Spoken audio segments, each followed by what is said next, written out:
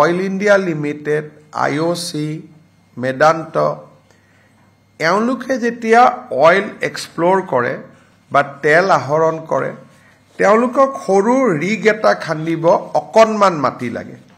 কিন্তু আগত প্ৰৱণতা আছিল যে বহুত ডাঙৰ বিঘা মাটি একুৱেৰ কৰি লোৱা হয়, আৰু যদি তেল তাতে নাপায়, মাটিটো খেতিয়কৰ পৰাও গ'ল, চৰকাৰেও মাটিটো নাচায়, এক প্ৰকাৰ মাটিটোত কোন বহি যায় ঠিক নাই। এতিয়াৰ পৰা আমি কৈছোঁ যে তেল আহৰণৰ কাৰণে আপোনালোকে ভূমি অধিগ্ৰহণ কৰিব নালাগে। যিমান জাগাত ৰিগটো বহুৱাব লাগে, মালিকৰ লগত ডাইৰেক্টলি কথা পাতি লওক। চৰকাৰ ইয়াত তেতিয়া সোমাব যেতিয়া মালিক আৰু আপোনালোকৰ কথা বতৰা ফেইল হ'ব। আদাৰৱাইজ মালিক আৰু আপোনালোকে মিলি মাটিৰ মালিক অইল ইণ্ডিয়া, মাটিৰ মালিক ONGC প্ৰত্যক্ষভাৱে কৰি লওক। আৰু আজি আমি কৈছোঁ যে লেণ্ড ৰিক্লাছিফিকেশ্যনো কৰিব নালাগে। তেলৰ ক্ষেত্ৰত বা তেল আহৰণৰ ক্ষেত্ৰত যদি তলত তেল আছে, আমাক ইনফৰমেশ্যন দিয়ক, মালিকে জনাই দিয়ক যে মোৰ কোনো আপত্তি নাই, আৰু আপোনালোকে কাম কৰি গৈ থাকক। অৰ্থাৎ আজি তেল সংগ্ৰহৰ কাৰণে যিটো মাটিৰ সংগ্ৰহৰ ক্ষেত্ৰত এটা বহুত ডাঙৰ ব্যুৰ'ক্ৰেটিক ৰেড টেপিজিম আছিল, আজি সেইটো একেবাৰে নোহোৱা হৈ গ'ল। এতিয়া ভূমিৰ মালিক আৰু অইল ইণ্ডিয়া দুয়োটাই প্ৰত্যক্ষভাৱে নিজৰ ভিতৰত কথা পাতি তেওঁলোকে কাম চেছ কৰিব পাৰিব। ইয়াত DC, ADCৰ আৰু কোনো প্ৰয়োজন নাই। গভৰ্ণমেণ্টৰ প্ৰিমিয়ামটো তেওঁলোকে খালি জমা দি দিলে হ'ল।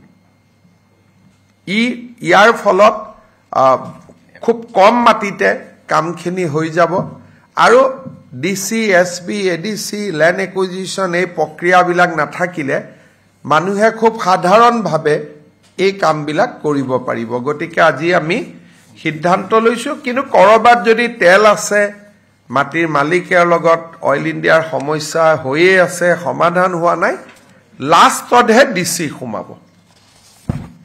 Oil India limited, IOC, Medanta এওঁলোকে যেতিয়া অইল এক্সপ্লোৰ কৰে বা তেল আহৰণ কৰে, তেওঁলোকক সৰু ৰিগ এটা খান্দিব অকণমান মাটি লাগে।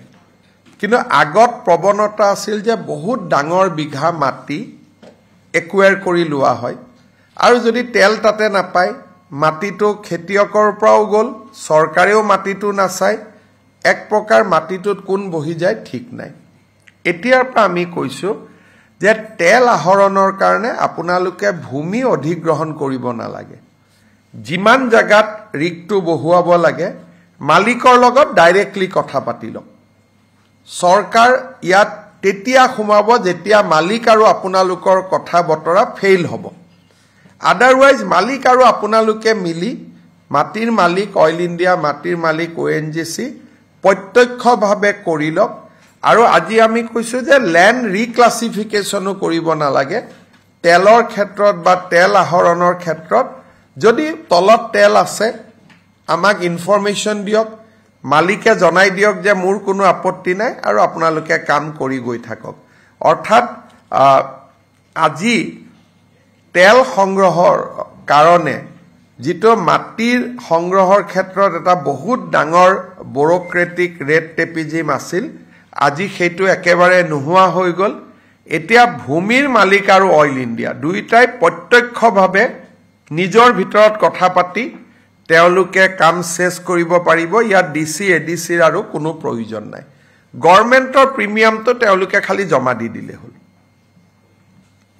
ইয়াৰ ফলত খুব কম মাটিতে কামখিনি হৈ যাব, আৰু DC, SB, ADC, land acquisition এই প্ৰক্ৰিয়াবিলাক নাথাকিলে মানুহে খুব সাধাৰণভাৱে এই কামবিলাক কৰিব পাৰিব। গতিকে আজি আমি সিদ্ধান্ত লৈছোঁ, কিন্তু ক'ৰবাত যদি তেল আছে, মাটিৰ মালিকৰ লগত অইল ইণ্ডিয়াৰ সমস্যা হৈয়ে আছে, সমাধান হোৱা নাই, লাষ্টতহে DC সোমাব।